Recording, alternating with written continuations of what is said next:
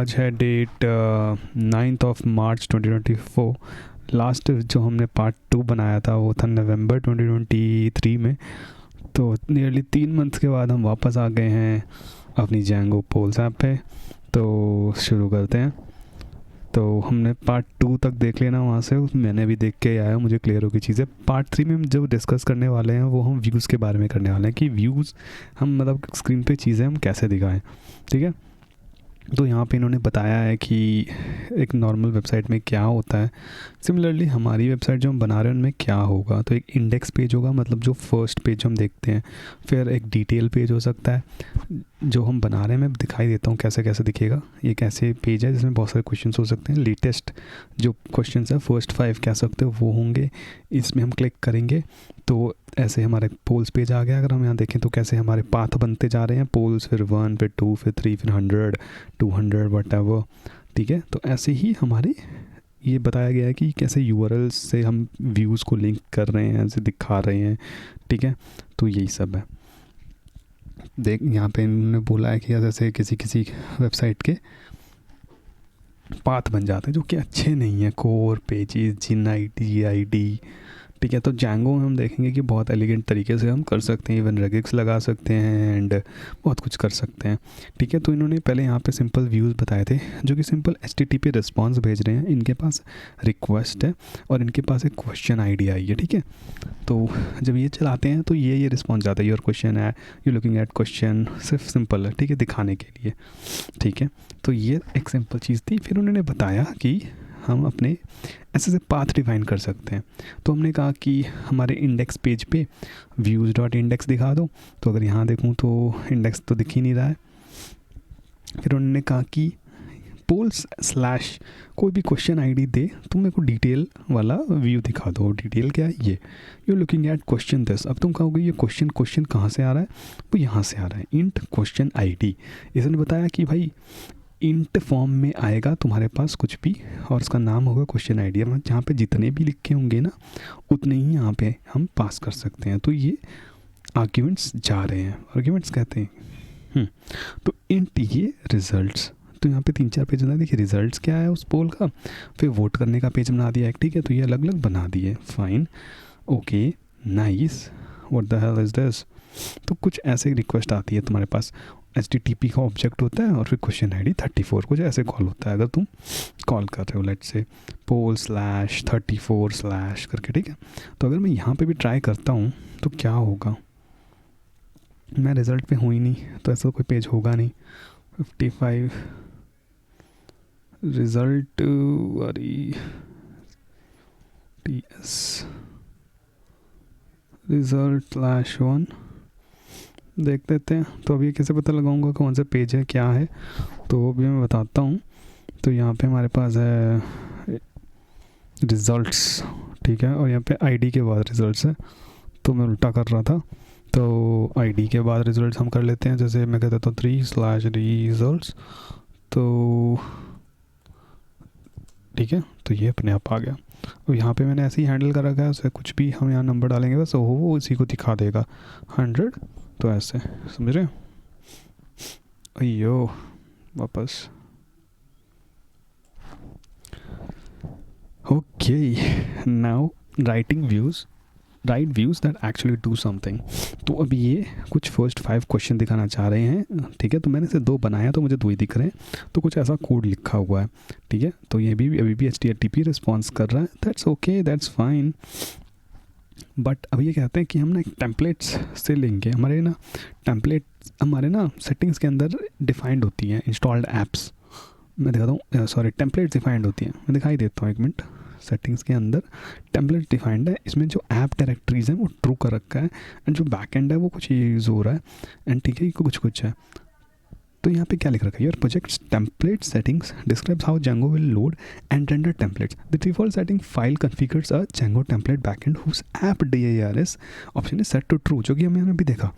By convention Django templates look for a template subdirectory। ठीक है, ये जो हमारा Django वो एक templates फोल्डर को ढूंढता है हर एक सब डायरेक्टरी के अंदर, मतलब हर एक इंस्टॉल्ड ऐप के अंदर। ठीक है, ठीक है, ठीक है, फाइन। दैट मीन्स मुझे फोल्डर टेम्पलेट्स करके बनाना है। अगर मुझे टेम्पलेट्स डिफाइन करने में, टेम्पलेट्स है क्या, बेसिकली HTML फाइल्स हैं जिसके अंदर हम पाइथन कोड लिख सकते हैं, ठीक है, लूप चला सकते हैं, इफ एल्स लिख सकते हैं, इनका एक सिंटैक्स होता है, ठीक है, ओके, दैट्स ओके। तो इन्होंने एक ये कर दिया, टेम्पलेट बना दिया index.html का, और कह रहे हैं कि पूरी HTML को तुम सही से लिखना, ठीक है। तो लेट्स सी, और यहाँ पे इन्होंने ये डिफ़ाइन कर दिया। तो पहले हम क्या करते हैं, ये जो पेज देख रहे हो वो HTML से ही आया है, तो हम देख ही लेते हैं एक टाइम से HTML का भी एक रिवीजन कर लेते हैं कि क्या है। तो HTML कुछ ऐसे दिखती है, और ये डॉक टाइप HTML सबसे ऊपर हम लिखते हैं। इसका मतलब है कि हम कौन सा HTML का वर्जन यूज़ कर रहे हैं। अगर हम वर्जन नहीं देते तो दैट मीन्स ये HTML का लेटेस्ट वर्जन हम बता रहे हैं कि ब्राउज़र को कि हम सबसे लेटेस्ट वर्जन यूज़ कर रहे हैं। उसके बाद हमारे पास ये चीज़ें होती हैं। अब ये क्या है, HTML, हेड, बॉडी, मेटा, ये सब एलिमेंट्स कहलाते हैं। ये सब एक HTML लैंग्वेज के एलिमेंट्स हैं, और ये जब इसके अंदर एंगल ब्रैकेट्स के अंदर बंद होते हैं तो उसको हम टैग कह देते हैं। और ये लैंग क्या है, कार सेट क्या है, ये सब क्या है, ये एट्रीब्यूट्स हैं उस एलिमेंट की कि क्या हम बताना चाह रहे हैं। तो हमने यहाँ बता दिया कि हमारी जो लैंग्वेज है उस HTML पेज की हमने स्पेसिफाई कर दी, वो US है। हमने हेड के अंदर, हेड एक टाइप का एलिमेंट है जिसके अंदर हम मेटा डेटा स्टोर करते हैं। तो हमने बता दिया टाइटल पोल्स ऐप, हमने बता दिया कि हम UTF-8 एनकोडिंग यूज़ कर रहे हैं। उसके बाद हमारे HTML पेज की बॉडी आती है जिसमें सब कुछ आता है, ठीक है। तो बॉडी के अंदर ये सब लिखा है, तो अब हम ये सब देख ही लेते हैं कि क्या है, ठीक है। तो हमेशा याद रखना ये कुछ सिंटैक्स है। अब अगर तुम देखोगे ब्रैकेट, करली, परसेंटेज का साइन और F और ब्रैकेट और ये, तो ये एक सिंटैक्स है बेसिकली। इसको खोला, इसको बंद किया और बीच में इफ़ है, तो इसको याद करना है कि ये ऐसा सिंटैक्स है, ठीक है। ये अभी इग्नोर करते हैं, बेसिकली तुम समझ जाओगे पाइथन कोड ही हो गया। इफ़ यहाँ से स्टार्ट है तो इफ़ यहाँ ख़त्म है, दैट मीन्स इफ़ को खोलना है, बंद करना है, क्योंकि यहाँ कोई इंडेंटेशन नहीं है तो मैं कैसे कर सकता हूँ, ठीक है। और यहाँ पे सिमिलरली फॉर लूप चलाने के लिए फॉर ये और फॉर, और ये बंद कर दिया तो ये फॉर हो गया। तो दो सिंटैक्स हो गए, दो टैग्स हो गए बेसिकली। एक तो इफ़ टैग कह सकते हैं, एक फॉर टैग कह सकते हैं। एंड भी करना है फॉर को तो एंड फॉर, एंड इफ़ एक साथ साथ है, याद रख लेना इसको। एल्स लगाना तो ऐसे एल्स है, ठीक है, if else, that's okay, that's fine. तो यहाँ पे करने की क्या कोशिश कर रखी है वो भी समझ लेते हैं। ये बोल रहे हैं कि अगर मेरे पास कोई लिस्ट आती है ना क्वेश्चंस की, अगर मेरे पास है तो मुझे ना अनऑर्डर्ड लिस्ट बनानी है, और उसका हर एक लिस्ट आइटम ये होगा। अब ये क्या बोला है, ये बोला है कि मेरे पास ये आ चुका है, ठीक है, और इसके अंदर ना बहुत सारे क्वेश्चंस हैं। तो मैं कहता हूँ हर एक क्वेश्चन पे मैं इटरेट कर रहा हूँ और ये कुछ पाथ सा बना रहा हूँ, ठीक है। इसके ऊपर हम आएंगे अभी, ये पाथ क्या बन रहा है, बट एक लिस्ट एलिमेंट बन रहा है एक ए का, और यहाँ पे एक नया सिंटैक्स आया है। अगर मैं कुछ भी इफ़ नहीं कर रहा, एल्स नहीं कर रहा, और कुछ सिर्फ वेरिएबल अपना डिस्प्ले करना चाहता हूँ, कुछ ऑब्जेक्ट्स में से निकाल रहा हूँ चीज़ें, तो वो ऐसे होता है डबल, ठीक है। तो वहाँ परसेंटेज नहीं लगता, वहाँ डबल लग जाता है, दैट्स ओके, दैट्स फाइन। और यहाँ पे हम कह सकते हैं कि ये URL टैग है, ठीक है। जैसे इफ़ था, जैसे फॉर था, अब ऐसे ही एक URL टैग आ चुका है, ओके, दैट्स ओके। अब यहाँ पे ये सब क्या है उस पर हम आएंगे, ठीक है। तो अभी हम वापस आ जाते हैं व्यू के अंदर और देख लेते हैं कि व्यू क्या था, ठीक है। तो इन्होंने ये डिफाइन कर लिया, हमने ये समझ लिया है क्या है। अब ये बोल रहे हैं कि भाई देखो व्यू है, इंडेक्स है, ये है, और HTTP रिस्पॉन्स सब भी भेज रहे हैं, और हमने एक टेम्पलेट को इम्पोर्ट किया है, template.render, तो django.template.loader, ठीक है, और template.render, सारे टेम्पलेट को कहाँ इम्पोर्ट किया है दिख तो नहीं रहा है वैसे मुझे, बट template.render context request। अभी कॉन्टेक्स्ट उन्होंने क्या बनाया, ये तो बेसिकली लिस्ट ऑफ क्वेश्चंस निकाल लिया हमने, question dot object dot order by, ये कर दिया। पबडेट बेसिकली डिसेंडिंग ऑर्डर में दो मुझे पहले 5, और टेम्पलेट मैंने बता दिया कि लोडर डॉट गेट टेम्पलेट, अच्छा ये टेम्पलेट है कि हमें को टेम्पलेट चाहिए, तो बता दिया पाथ क्या है मेरा, पोल्स डॉट इंडेक्स ये, और ये कॉन्टेक्स्ट मैंने बता दिया कि लेटेस्ट क्वेश्चन जो अंदर था ना, तो वो कॉन्टेक्स्ट पास कर दिया। बेसिकली ये सब करने का अभी 10 बार मुझे करना होगा तो इतना सारा कोड लिखूंगा नहीं।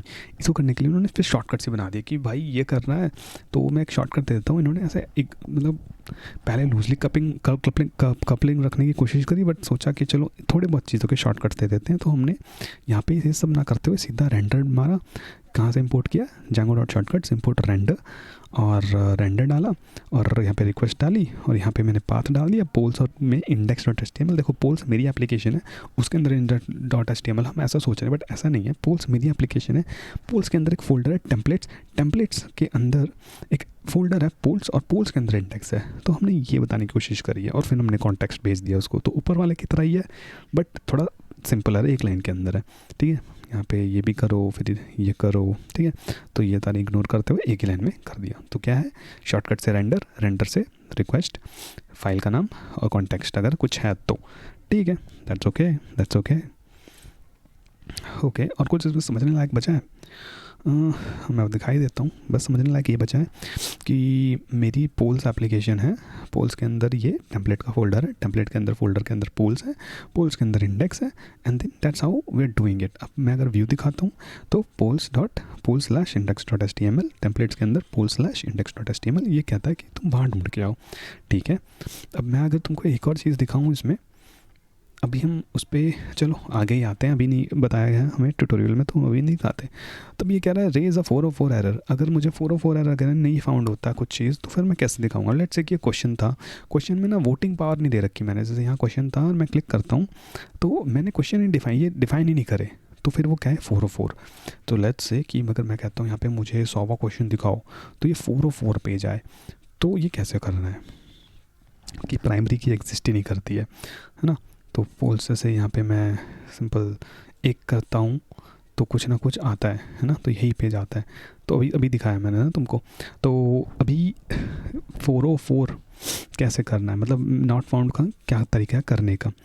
तो नॉट फाउंड का तरीका कुछ इन्होंने कहा है कि मैं HTTP में से HTTP 404 इंपोर्ट करूं, फिर मैं ये फाइंड आउट करने की कोशिश करूं कि question dot object dot gate में प्राइमरी की ये डालो, ये क्वेश्चन अगर एग्जिस्ट करता है तो तुम ये सब करो रेंडर वाली चीज़, नहीं तो तुम HTTP 404 भेज दो, डज नॉट एग्जिस्ट नहीं करता है तो। बट इन्होंने कहा कि भाई ये भी ठीक है, डिटेल्स के अंदर क्वेश्चन को हम ऐसे यूज़ कर रहे हैं डायरेक्टली, क्या ये। तो इन्होंने कहा कि भाई ये सब तुम इतना कर रहे हो, इससे अच्छा मैं तुमको शॉर्टकट दे देता हूँ, गेट ऑब्जेक्ट या फिर 404। सिमिलरली एक और फंक्शन होता है गेट लिस्ट और 404। अगर तुम लिस्ट लेने की कोशिश कर रहा है तब तुम कहते हैं, अभी यहाँ पे क्या होता है इंटरनली कॉल होता है ऑब्जेक्ट मतलब model dot objects dot filter.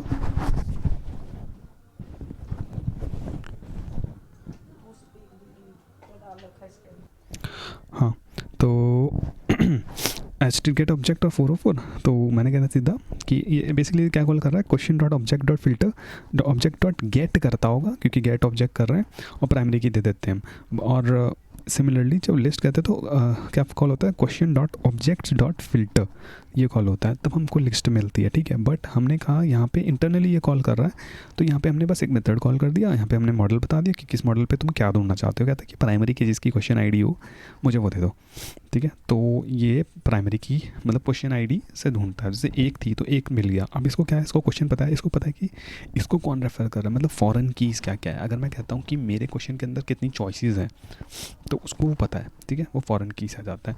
तो अभी हम डिटेल में देख लेते हैं कि क्या क्या हो रहा है। ये सिमिलर है, रेंडर रिक्वेस्ट पोल्स डिटेल्स, ठीक है। कॉन्टेक्स्ट में मैंने क्वेश्चन का ऑब्जेक्ट ही दे दिया। अब इस ऑब्जेक्ट के पास क्या है, क्वेश्चन के खुद के मॉडल के पैरामीटर्स हैं, प्लस इसके पास अगर हमने लास्ट में देखा था वो चॉइस सेट क्या है भाई, चॉइस सेट, तो वो चॉइस सेट वाली चीज़ अब फिर से आ जाएगी कि चॉइस सेट यूज़ करना है। चॉइस सेट का मतलब यही है कि जितनी भी चॉइसेस हैं ना, जितने भी मेरे पास चॉइसेस के ऑब्जेक्ट्स हैं उसका एक सेट ही होता है इनके पास। कुछ ऐसा मैंने पढ़ने में आया था बट मुझे फिर भी समझ नहीं आया, बट ठीक है। ये क्या बोल रहा है यार, shortcuts I don't know, template system. अब यहाँ पे कैसे इन्होंने यूज़ किया तो देख लेते हैं।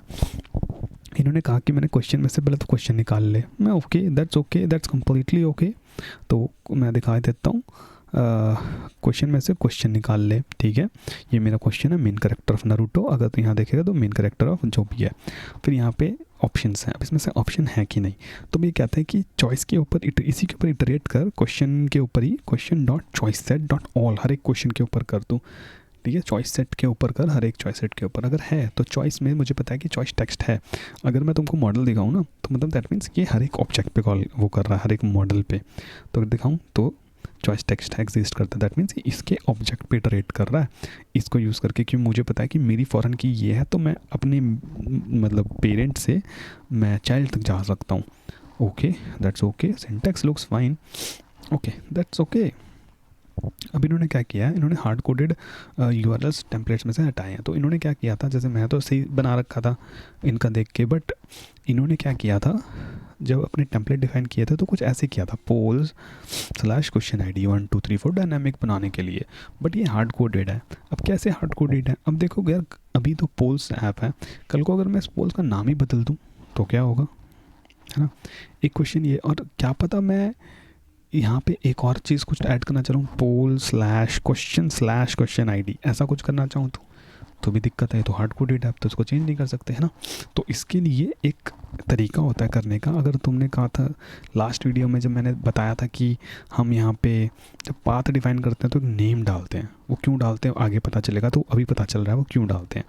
हमने यहाँ पे नेम डाला डिटेल. अगर मैं इस नेम को अपने टेम्पलेट्स में यूज़ कर सकता हूँ और मैं कह सकता हूँ कि भाई देखिए नेम तो मेरा डिटेल है, तो तुम ऑटोमेटिकली इसको ये मान लो, नेम डिटेल है, इसको स्पेसिफिक्स और ये मान लो.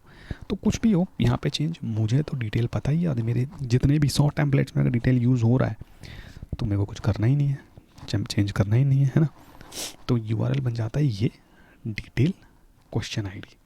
ठीक है. अब यहाँ पे मेरा अभी भी जो URL है वो अलग दिखता है. क्यों दिखता है अलग, क्योंकि अभी भी एक इशू है इसमें. अभी ये कहेगा कि तुम्हारे लेट्स से कि एप्लीकेशन जो भी हमारी ऐप्स होती है Django के अंदर वो मल्टीपल हो सकती है. जैसे मेरी दिख रही है Django, RESTful और पोल्स, है ना, ऐसी, और ये बेसिक्स हैं, ऐसी 10 भी हो सकती हैं.